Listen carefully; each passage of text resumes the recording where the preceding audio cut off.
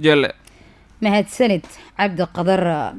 isbedelka siyaasadeed ee ka dhacay Soomaaliya saameyn noocee ah ayay ku yeelan kartaa qodobadii ka soo baxay shirkii Dhuusamareeb. waxaa warbixinta warkan u kuurgalay diyaariyeyna Cabdiqadar Cabdiraxiin Ibrahim. meeshan hadal jeedin kama jirto caawa xaflad waxay ahayd oo lagu soo xiray ama gunaanadkii loo xafladeynayay guushii iyo go'aamadii lagu gaaray Galmudug madaxda qaranka iyo ummadda Soomaaliyeed isugu timid oo go'aamada lagu qaatay oo lagu xafladeynayay ahayd wax kale kama jiraan.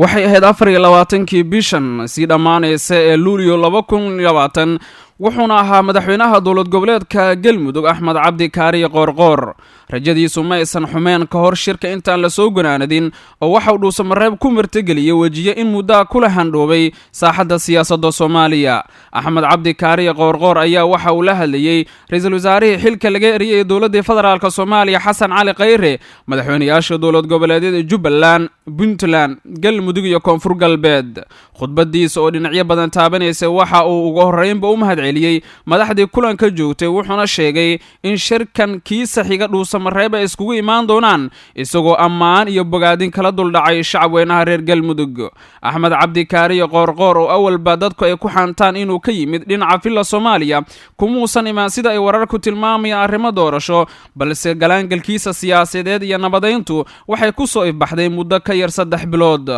madaxweynaha maamulka Galmudug Axmed Cabdi Kaariye Qoorqoor ayaa u tafaxaytay sidii iskugu keeni lahaa madaxda dowladda federaalka Soomaaliya iyo kuwa dowlad goboleedyada, taasna waa ay miro dhashay ka gadaal markii ay soo aqbaleen labada dhinacba. Dhuusamareeb waxay martigelisay shir ay iskugu yimaadeen madaxweynaha Jamhuuriyadda Federaalka Soomaaliya Maxamed Cabdullaahi Farmaajo, ra'iisul wasaarihii kursiga laga eriyay ee Soomaaliya Xasan Cali Khayre, madaxweynayaasha dowlad goboleedyada ee shanta ee ka jira Soomaaliya, siyaasiyiin, xildhibaano ka tirsan labada gole wasiiro iyo sidoo kale shakhsiyaad saameyn ku leh saaxadda siyaasadda Soomaaliya.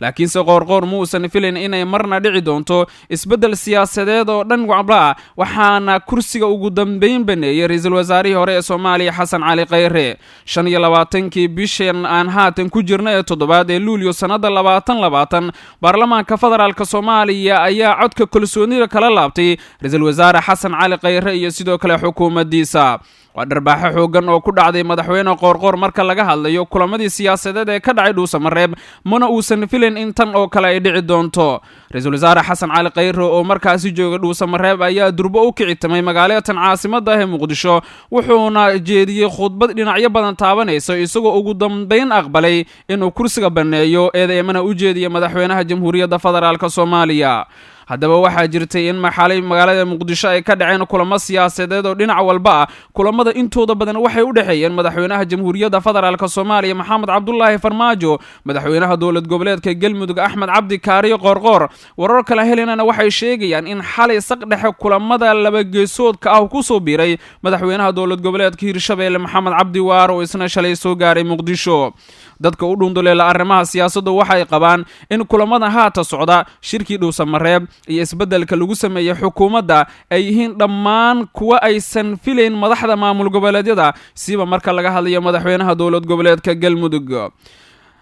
falanqeeyo arrimaha siyaasadda oo lagu magacaabo Maxamed Muuse oo aan wax ka weydiinay bal waxa uu ka ogyahay arrimaha haatan taagan, waxa uu qabaa shirka ka dhacay Dhuusamareeb in uu dhabarjab xoogan ku noqonayo imaatinka Qoorqoor ee magaalada Muqdisho. waxa uu sheegay in looga baahan yahay madaxda dowladdu inay talaasun sameeyaan. midaan kale oo ah maamul goboleedyada ay imaanayaan oo la abuurayo jawi kale oo doorashada ugashiba weli taala oo isla dowladdu cadaynin waxa ay ka qabto. dowladda maanta waa la kala diray sharci ahaan, laakiin dowladdii diyaarisay ugasha Dhuusamareeb 15 inuu sugi maamul gobolka Galmudug weli way taala. wax ka hadlay wax jabiyeen ma jiraan, ka tashi dambana ma galayso. wax adduunka dhan loo sheegay, dadkoo dhan loo sheegay oo la tusay waaye. marka waxaa la rabaa in mataqaanaa ay dadka iyaga ahay sida ay ugasha loo dhigay bay u taala oo u fidsan tahay. shirka labaadna waa la sugayaa si loo buuxiyo booskii u baneeyay ra'iisul wasaare Xasan Cali Khayre. saacadihii u dambeeyay madaxtooyada Soomaaliya waxaa kulamo ku qaatay qaar ka mid a shakhsiyaadka doonaya in ay ku fadhiistaan kursiga ra-iisul wasaaraha dalka waxaana jirtay in shakhsiyaadkaas ay ahaayeen kuwo ra-iisul wasaareyaal dalka hore uga soo qabtay xildhibaano iyo wasiiro haatan xukuumadda jooga warar helena waxay sheegayaan in kulamada ugu badan xalay ay dhex mareen ku dhowaada 3 shakhsi oo magacyadooda laysiiyey iyo sidoo kale madaxweyne farmaajo kuwaasoo loo badin doono in midkood uu imaan doono xafiiska ra-iisul wasaaraha dalka maxamed muuse ayaa mar kale waxaan weydiiyey haddii ra-iisul wasaare cusub uu dalka yimaado caqabadaha haatan ku horgudban ma ka hor dhaqaaqi karaa sidoo kale waxa uu hoosta ka xariiqay in shirka dhuusamareeb uusan waxba ka qaban karin waxaan dan oo xukuumadan hadda jirta meesha looga saarayo waaba in loo gambiyo loona gooyaa shirka dhuusamareeb maamulka galmudug lagu diyaariyey oo maamul goboleedyadii iyo dowladii liirxoy ku soo gaareen asagaaba dhaqin iyo carqaladayn iyo koor imaan iyo goysmo loo wadaaba dowladdu waxay halkaa u eersanaysaa uga baxday waaba shirkaas sabab looga dhigay marka waxa ku xeeran oo hadda uu keeni karaa ra-iisul wasaaraha cusub maba jirteen wixii looga yeeriyay madaxtooyada uu ku shaqeynayaaye wuxuu asagu ku soo kordhin karay wuxuu ka dhimi karo iyo wuxuu ku diray kala shirka ma ay jirayaan mana laga sugayo mana ay imaanayso sifa uu asagu wax ku hormariyo oo ku qabto oo qaab la yimaado kuwii hormarinayay baa meesha laga saarayba mid dib u dhac ku keenayo baa la keenayaa oo tartiib u sibsiibaya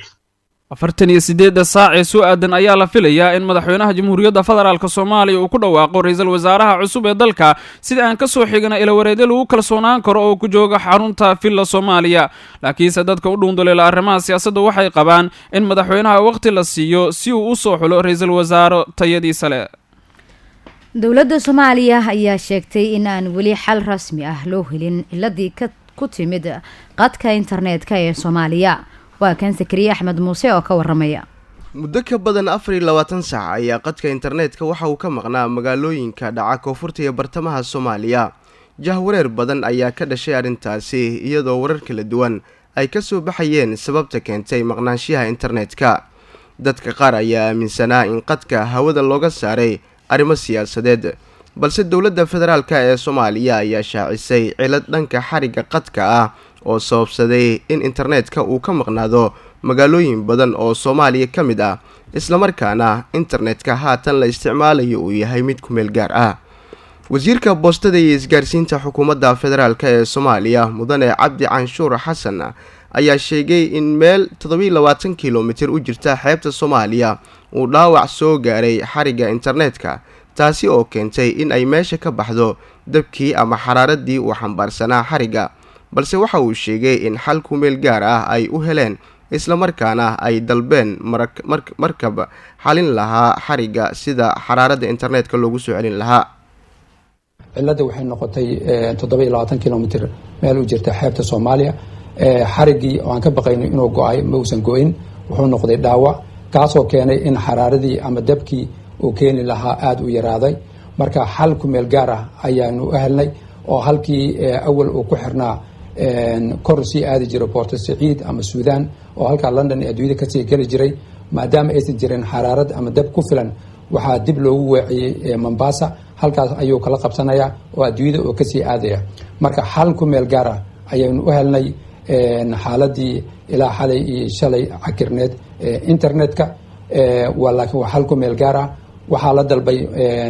markabkii iyo dayactirka sameey lahaa oo hagaaji lahaa waxaanu rajaynaynaa mustaqbalka dhow in maartay si dhab ah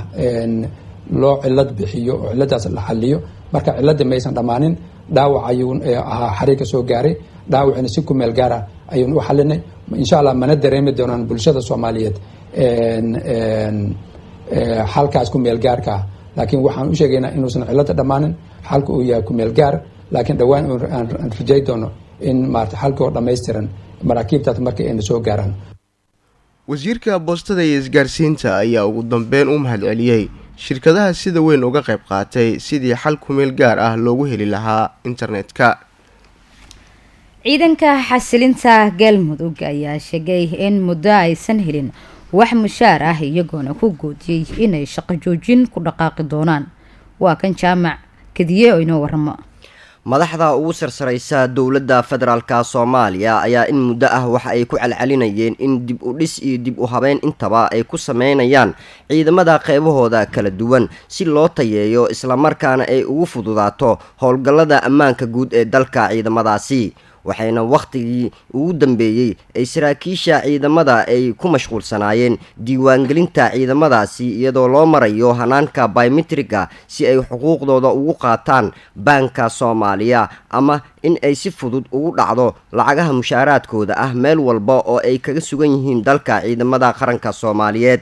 ciidamada booliska xasilinta ee isku dhafka ah kana howlgala magaalada Gaalkacyo ee gobolka Mudug ayaa haatan waxa ay cabasho ka muujinayaan ciidamada in aysan helin xuquuqdii ay ku lahaayeen in muddo ah dhowr bilood ah in aysan ka helin wax mushaar ah madaxda qaranka. waxayna sidoo kale ay sheegeen ciidamada booliska in aysan haysan gaadiid iyo agabkii ay ku howlgali lahaayeen intaba, balse waxa ay xuseen in ay ka dhex shaqaynayaan maamulada Puntland iyo Galmudug xilli walbana ay khatarta dhexda kaga jiraan. waxaa halkaas saaka inay ka muuqda waa ciidanka xasilinta gobolka Mudug oo ka cabanaya xaquuqda ayagu ay lahaayeen oo ay ka waayeen dawladda federaalka oo ay sugayeen muddo dheer oo 3 sano ah. 8 bilood waxay haystaan lambarka ciidanka, 2 biloodna daataday qabaan oo intay mareen bay laga jooga. dawladdiina markan waa u jeedaan oo collection bay gashay iyo meeshanaad baan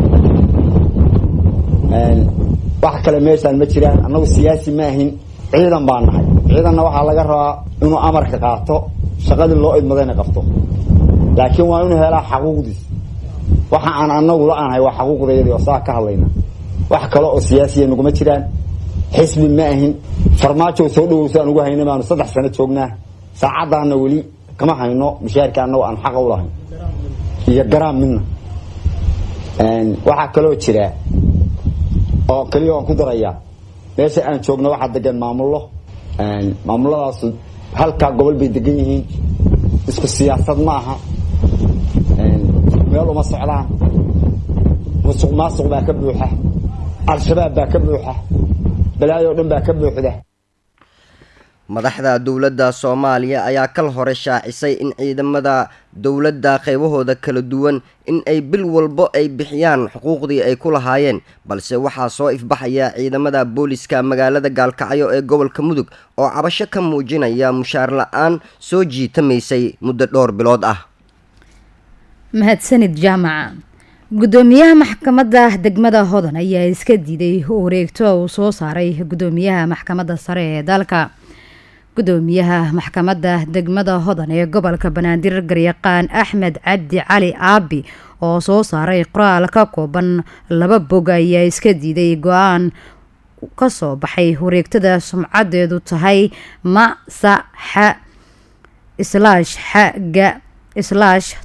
MSA/H/75/2020 kuna taariikhaysan 22 Julaay 2020, taasi oo soo saaray gudoomiyaha maxkamadda sare Garyaqaan Baashi Yuusuf Axmed. wareegtadan oo ujeedadeedu tahay